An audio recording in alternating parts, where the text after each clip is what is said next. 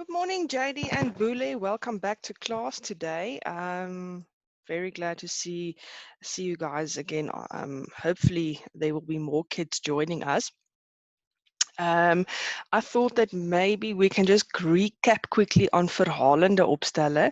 So yesterday we started with the types of essays, and so we started with a verhalende opstel, which is in English then a narrative essay. And you will also see last night I did load up the PowerPoints from the previous week on the drive for you guys, as well as a extra resource on voornaamwoorde. And as we go on, I'll post a few links or something for you guys about types of essays as well. I'll just have a look. But okay, let's start with verhalende opstelle. Hi JD, I see you said good morning there. So remember, a verhalende opstel tells us a story. You can use, I'm just recapping here, so I'm going to go quickly. It also gives, you can use a lot of byvoeglike naamwoorde and bywoorde, but remember we don't use too much because you don't want to read an essay that's just a few adjectives and adverbs the whole time. Then they also say here that we can use our senses, touching, seeing, smelling, so on and so forth, to describe the feelings that you have or the story that you want to put out there. Then I mentioned navorsing. And remember I said when you've got a test or exam, you don't have the research with you necessarily, so you don't really have a computer or a book or something with you. So therefore, this navorsing only really applies when you write essay in class, for instance, and you have access to these stuff. Remember, all verhalende or narrative essays must have a storyline, and also retorische elemente, in English then rhetorical elements such as spanningslyn, humor, personifikasie. You can use metaphors, you can use similes, and so on and so forth. And then optional with a verhalende opstel is you can make a statement. Now, I did this, give you an example yesterday. So it's not necessarily a must-do in a verhalende opstel, but but you can do it if you've got a statement to make. All verhalende opstelle or narrative essays must have characters, and it must have a chronological order. Stuff is happening from the one to the other, 1, 2, 3, 4, 5. But you may also jump from the past to the present. Okay, or the present to the past, sorry. And then a series of events, stuff that's going to happen. And then please make it interesting and use your imagination when you write a narrative essay. Max, don't worry. It is early in the morning, and here, if you live in Joburg, it is very cold this morning. Okay, so please take a picture of this, and then we'll go on.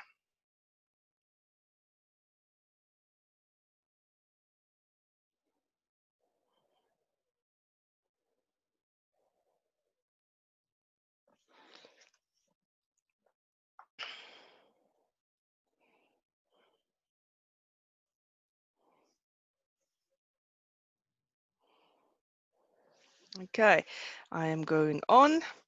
All right, so there is an example I gave you yesterday. Please take a picture of this. This is just a normal example of how we would, for instance, write a verhalende or a narrative essay. So remember always your title, and then remember I said it's a cold, stormy night. The person started like this. There was thunder. Oh, sorry, there was oorverdowing. There was wind that came around the corners of the house, and the hail made sounds on the roof. And the person says, ek was tuis, ek was alleen en bang. So in other words, guys, it's just giving us an example here of a narrative essay. And of course, always a resource that you can go and Google. And this is also the resource I got this from, but it's quite a lengthy document. So there is a few extra stuff that you can have a look at. Okay, the next essay then. Oh, do you want to take a picture of that quickly? Then you have an example.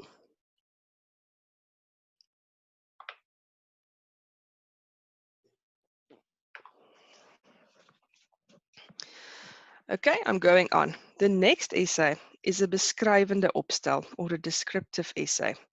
Do not confuse this with a verhalende essay. Remember, a verhalende essay um, is a story that you're telling. A descriptive essay is really an essay where you use a lot, where you describe something. Now, you are describing iets of iemand aan die leser. So you're describing something or someone on the reader.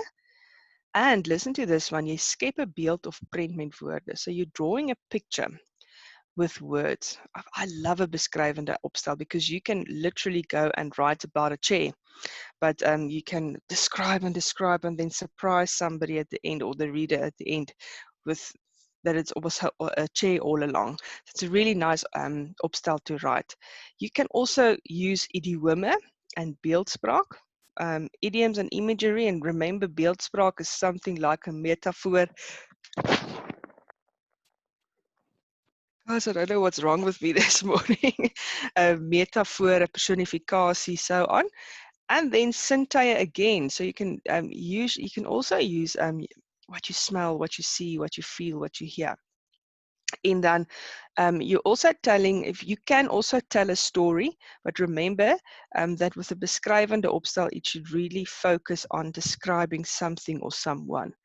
And then practical, guys. In other words, think practical, write practical, have fun with that, be creative. And then you all must know by this time what is connotative and denotative.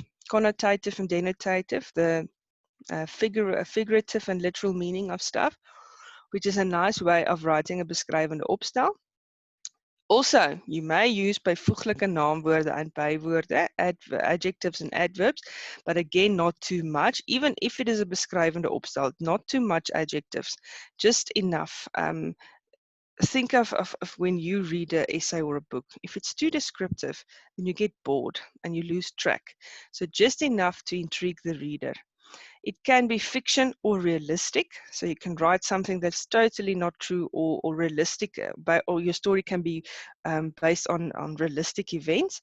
And also, with a beskrywende opstel, it's advised that you give your own opinion and waarneming. So your own opinion and that what you see. I would really do that in a beskrywende opstel. And then at the end of the beskrywende opstel, the descriptive essay, I want to see a picture in my mind. So I want to see what you described. If you describe the person, I want to see the person in front of me in my imagination. So that is quite something that you should really think about. So let me quickly just see here. Is there anyone that would like to say something or add something to the story? Maybe ask a question.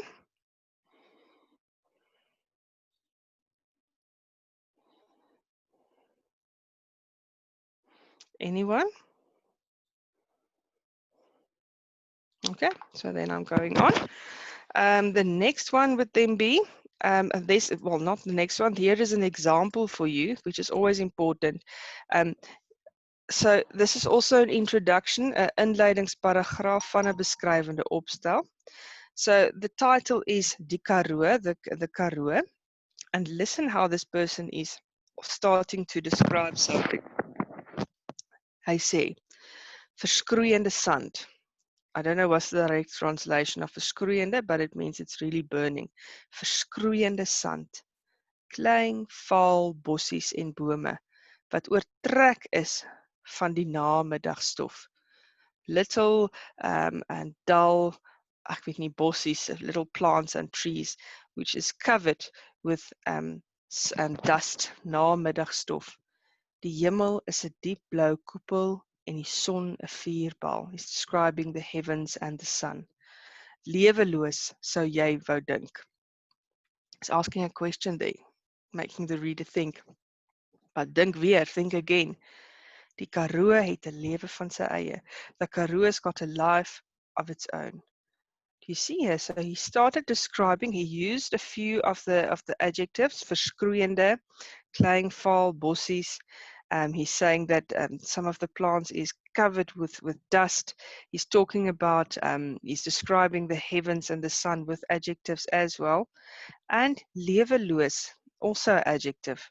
and asking a question. So there is a lot of adjectives here, but remember what I said for the rest of the essay, the body of the essay. Guys, try not to write too much essays, too much adjectives. It will eventually get too much and the reader will lose track. So just enough to intrigue the reader. If I have an essay that starts like this, that starts creating a picture of how the Karoo, for instance, looks.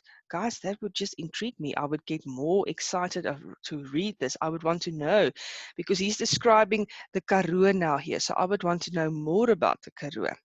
And this is a very nice type of essay. And maybe in the body of the essay later, this person can actually write a story about someone sitting in the Karoo and making notes or drawing or painting the Karoo, and this person is thinking all of this.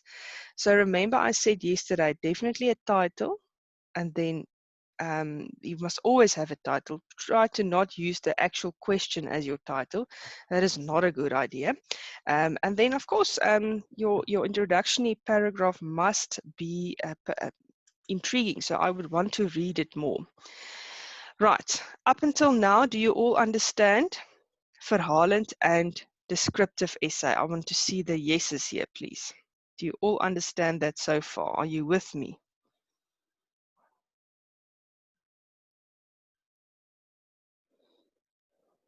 I'm waiting, guys. I want to see that you're all with me. Tell me if you are.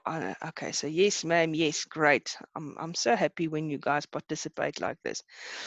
Okay, so the next one is a bespiegelende opstel or a speculative essay. So here we're going to speculate about something. It's also a very nice essay to write. I absolutely love essay writing. It's a way of getting marks quickly, and that's my advice to you.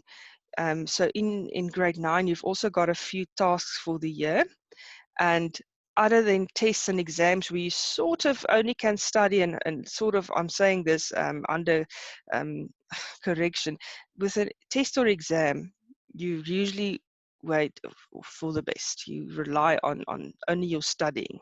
So and that's a way of getting money. But with tasks such as mondelinge, talking for marks and stuff like writing, this is an easy way of getting marks if you really concentrate and follow the steps. Now, after this lesson, after this entire lesson of Opstelle, I'm also going through the ways of writing, the writing process with you, and then we're going to do an activity. So remember, with essays and short transactional stuff like letters and so, it's very easy to have marks, to get marks for yourself then. Sorry, I disconnected there.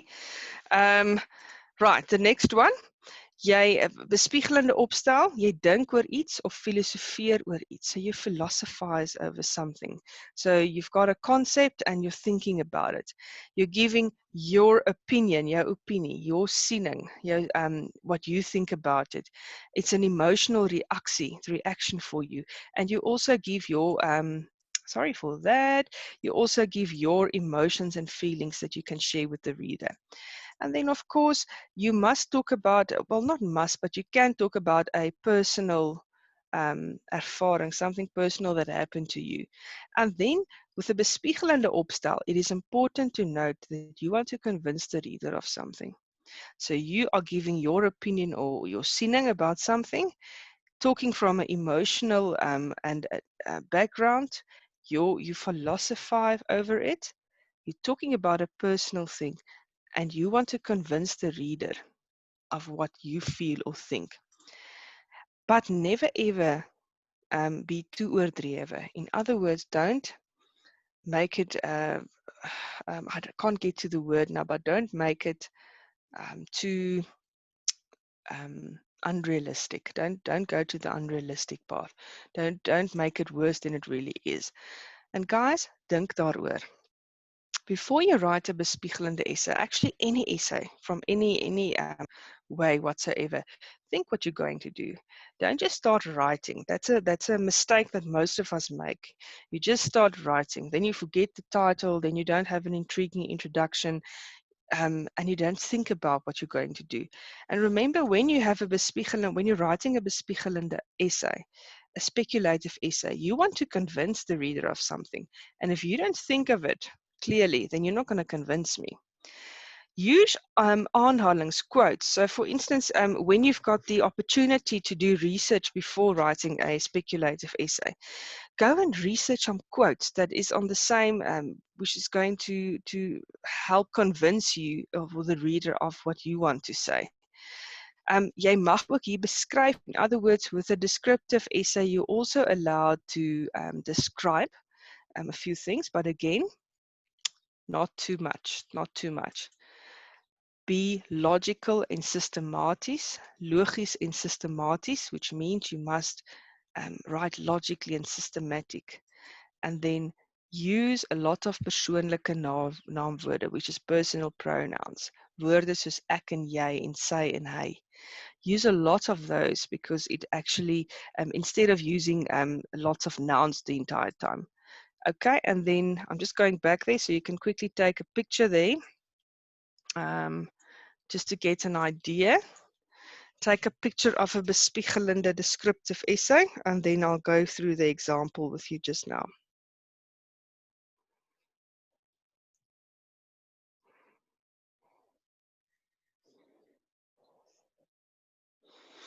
Okay, so the example then, guys, ek gaan gou vir jou lees hierso. The title, Die oomblik van waarheid, the moment of truth. Almal beleef die een of ander tyd daardie oomblik, wat 'n mens se lewe totaal verander. Every one of us, at some stage, will see that moment in life where something all changes. 'n oomblik wat jy wens nooit moes gebeur het nie, that moment that you hope never would come true. 'n oomblik wat jy nie kan vermy of ontsnap nie. You can't get away from that moment. Die oomblik van waarheid, the moment of truth. So you see what this person did here. They took the title and they brought it in the introductory paragraph. So I'm going to read it to you again. Think of what I'm reading. Die oomblik van waarheid. Almal beleef die een of ander tyd, daardie oomblik, wat 'n mens se lewe totaal verander. 'n oomblik wat jy wens nooit moes gebeur het nie. 'n oomblik wat jy kan vermy, wat jy nie kan vermy of van ons kan ontsnap nie. Die oomblik van waarheid. Guys, I'm intrigued. I want to read more. I want to read what this person's moment of truth was. So this person's going to try and convince us of that moment of truth that he or she actually believed or lived through. So that is, and then in other words, an example of a descriptive or bespiegelende essay in Afrikaans. Would you like to take a picture of this? And then we'll go on. We're actually moving quite quickly today. See if you can maybe take a nice picture of that before we go on.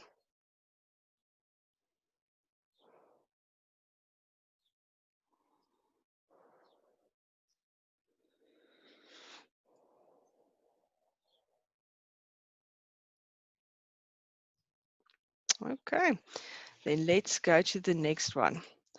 The next one is a very important essay that you have to concentrate as I'm going to explain this to you now.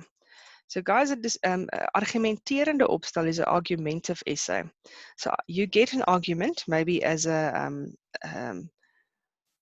part of your task, and maybe the teacher will give you an argument, and then you can either argue against or for this statement that you're getting, or you choose your own argument and you argue for or against it. So yeah, very, very interesting essay. And here it is also important to note that you're trying to convince the reader. So usually this is subjective. Subjective in Afrikaans, subjective, because you're going to have your own standpunt, so your own opinion, statement, and you are trying to convince the reader of your statement, of your point of view. And then, jy verdedig, you're defending something that's happening. So jy verdedig 'n saak. You've got the argument, you've got your own opinion or statement, and you're defending it. And in that regard, you're trying to convince the reader of it. You give your own opinion, and it must be done oorspronklik. In other words, guys, you must do it in such a way that it's intriguing again. You want to connect with the reader. You want to um, I'm going to use the word force, which is not a correct word, but you almost want to force your opinion on on the reader. You don't want the reader not to know at the end what your opinion is. Your argument, jy argumenteer, so you're giving an argument. Usually we write in the teenwoordige tyd, the present time. So when we do an argumenterende opstel, we argue in the present time. And then here, listen to what I'm saying here. Gebruik woorde wat rede, oorsaak, opeenvolging, voegwoorde, logiese opeenvolging aandui.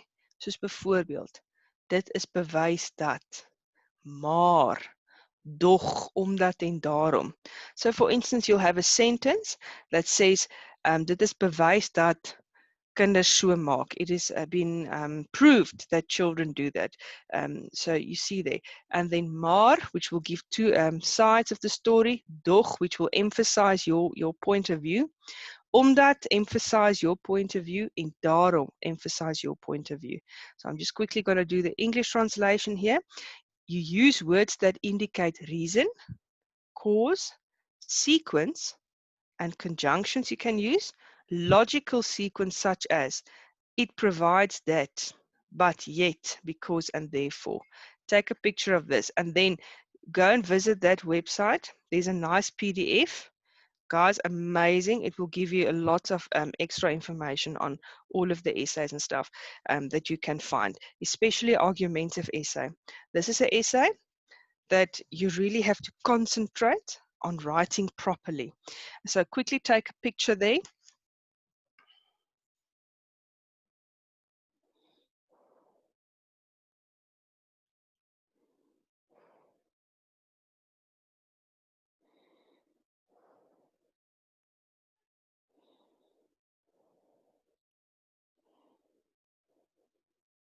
Okay, so let's go then to the example. And I forgot something here. It also says you must write logisch, logical, which is actually quite logical. When you write an argumentative or argumenterende opstel, you should be logical. I don't want to, as a reader, I don't want to think, oh, what was this person talking about? Or what is the argument now actually? If you do it logically, if you plan and you argumenteer, then you will really probably have a good chance of convincing the reader of something. And this is then, for example, the example that I give here. So the title or the opdracht would be, task, wat is die nut daarvan om te argumenteer? So this is important. Why do we want to argument? Jy wil ander persone van jou standpunt oortuig. So you want people to be convinced by your opinion. Jy wil hê mense moet dieselfde oor iets dink. This is an important sentence. You want people to think the same as you think at this stage. 'n Argumenterende opstel wil presies dieselfde doen. So an argumentative essay also wants to do that. Dit wil oortuig, ooreed of beïnvloed. You want to have an influence on somebody. You want to convince somebody about your opinion. And then an example of a inleidingsparagraaf, introductory paragraph, is, for instance, with the title, just one word, tieners. That's the title. And then you give a hard statement. Tieners is die ondankbaarste spesie op hierdie aardbol. Teenagers is the most unthankful species on this earth. So that is a bold statement that this person's making, and that is the only thing that they are writing in this introduction paragraph. You've got a heading, and you can make the introductive paragraph a bit longer. So, but this person just decided that they're starting this essay with a very bold statement, and then from there, the body of the essay actually unfolds, and they're going to give their argument. Okay, so what I want to see now, do you all understand the types of essays thus far? Please indicate. I have to know if you understand before I go on. Yes, ma'am. No, ma'am.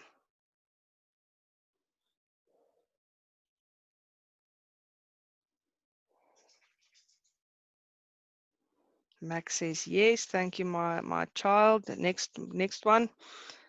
I will only go on if I see at least 3 yeses, because then I know you're fine.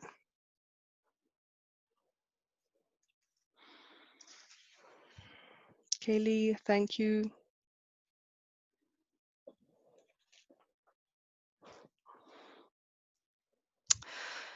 Okay, thank you guys. I see that some of you really indicated that it's fine, you do understand. So then the next one, I think this is actually the last one, is called the beredenerende opstel. Beredenerende opstel, which is also a type of argumentative essay, but here you are actually going to try and not only convince other people, but you're sort of trying to convince yourself about what you're about to talk about. So both sides of the statement is taken into account when you write the story.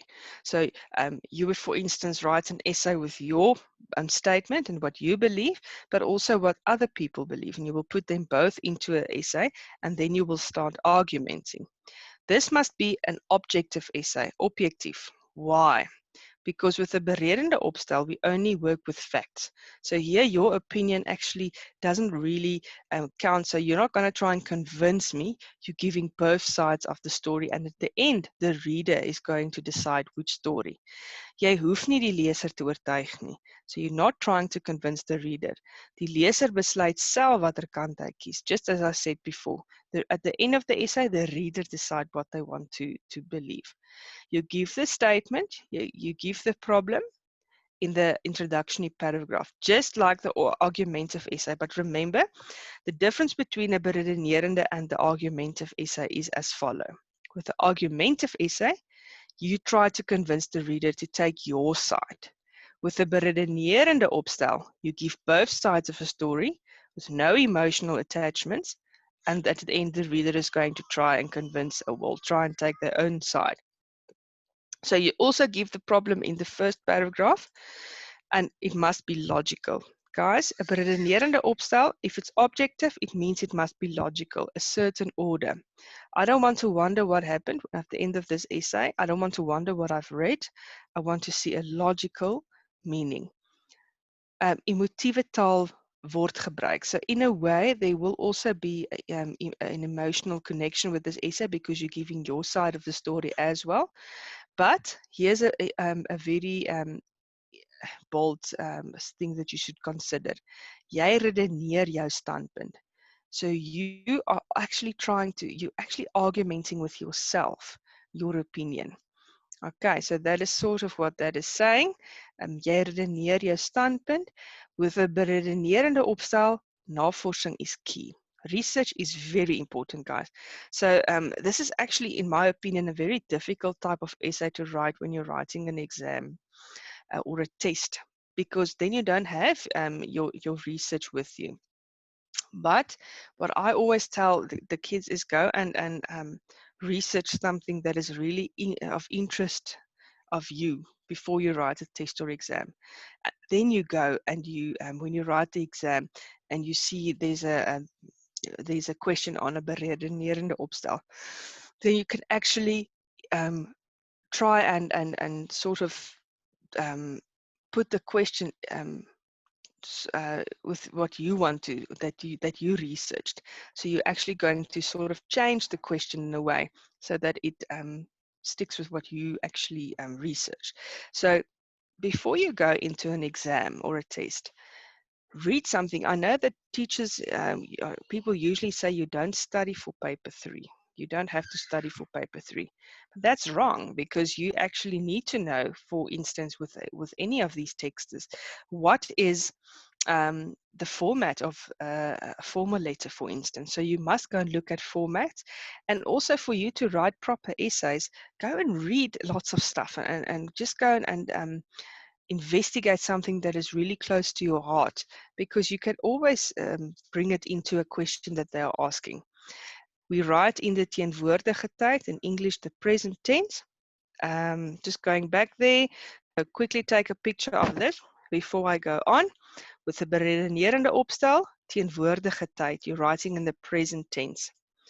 Okay, If you take a picture, there's also a link underneath. I put it in every slide. This is where I got some amazing information on essays. So I've taken a summary of everything and I put it in this PowerPoint for you. Otherwise, this PowerPoint might have been 50 slides if I had to take everything into account. So there is the picture that I wanted to take. And then let's look at an example here. Listen closely to what I'm about to read you. Hieronder volg 'n voorbeeld van 'n inleidingsparagraaf vir 'n beredenerende opstel. A bold title.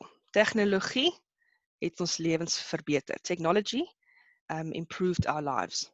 Sommige mense is vas oortuig daarvan dat tegnologie die duiwel self is, terwyl ander weer glo dat dit absoluut fantasties is. Some people believe that technology is the devil.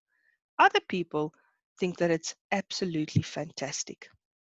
Almal moet egter saamstem. And then they give a bold statement. Deesdae is dit moeilik om jou wêreld sonder tegnologie voor te stel. Everybody must agree that these days it is difficult to have your world without technology. Niemand kan tegnologie blameer vir wat verkeerd loop in hierdie wêreld nie. Nobody can blame technology for what's wrong in this world.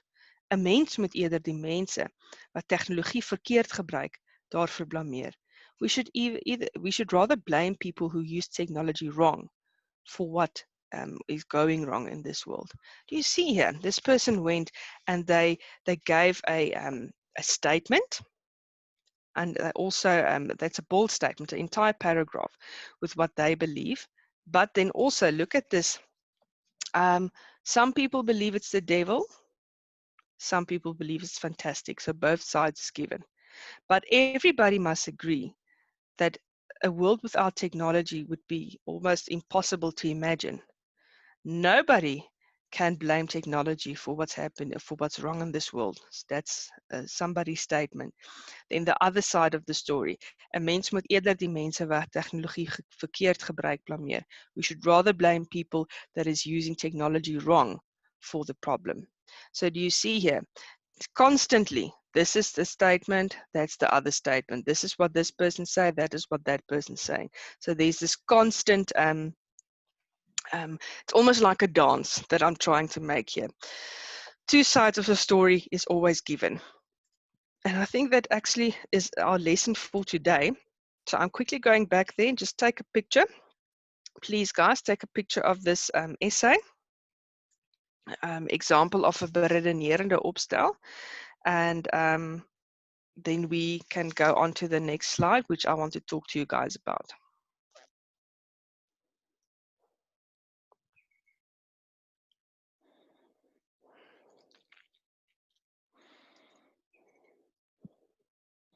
Okay. Now, guys, listen to me. Some of you actually weren't part of the discussion earlier. It's important that when you work and when you actually do a lesson to do research, and I try to do a lot of research before I actually make a slideshow for you guys. So this was one of my main resources. So I want you guys to really go and research stuff even after the lesson. And then I had a few of you actually emailed me last night and asked, ma'am, can I have the slides? And you will see that I've put it on the drive for you guys here. But I've also emailed it to you. So if you emailed it for me, if you emailed me with your name and your grade, I did email everything to you, and then it's also in the drive. Please make sure that you can access the drive and tell me if there's some sort of problem. Remember, when you email me, I want to see your name and your grade. So take a picture of this. This is then the drive link and my email address. If you have any questions after the lesson with regards to the lesson, please email me. If something is not clear, I'll explain it to you in the email as well. And then, of course, the drive where you can go and get some resources. So as I said earlier, there is all the PowerPoint slides that I've done. I put it on there for you in a PDF format. I've also put an extra link about voornaamwoorde. And then there's something about werkwoorde, and I can't remember if there's something else. Oh, I've also put up the poster for you guys about tussenwerpsels. So go and check it out. download some of those resources. It is there for you. Okay, guys, now we are going to finish up now. I don't want to waste time, so there's about with 9 minutes left. So I'm sorry the lesson is so short. Usually it takes longer when I've got lots of questions, but it's okay. I want you all to take care, keep safe, and thank you for participating in today's lesson. I really enjoy this class. Bye-bye, guys. See you tomorrow.